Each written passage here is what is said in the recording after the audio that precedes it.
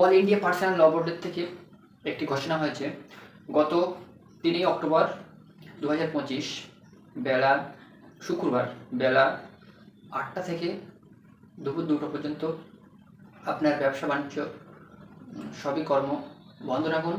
এই জন্য যে অকাফ অ্যামেন্ডমেন্ট বিল কালো বিলের যে বিরোধিতা করছে তার জন্য অল ইন্ডিয়া পার্সোনাল ল বোর্ড এর পক্ষ থেকে এই শুক্রবারে মানে আপনার 3 অক্টোবর শুক্রবার আপনার এই 6 ঘন্টা ধর্মঘট ডাকা হয়েছে।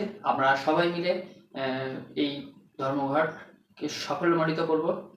ভিডিওটি যারা শেয়ার করব, ভিডিওটি বেশি বেশি শেয়ার করব যাতে সকলে জানতে পারে অল ইন্ডিয়া পার্সোনাল ল বোর্ডের পক্ষ থেকে যে দুপুর 2টো পর্যন্ত, সকাল 8টা থেকে দুপুর 2টো পর্যন্ত যে ধর্মঘট ডাকা হয়েছে আমরা সকলে মিলে সাফল্যমণ্ডিত করব।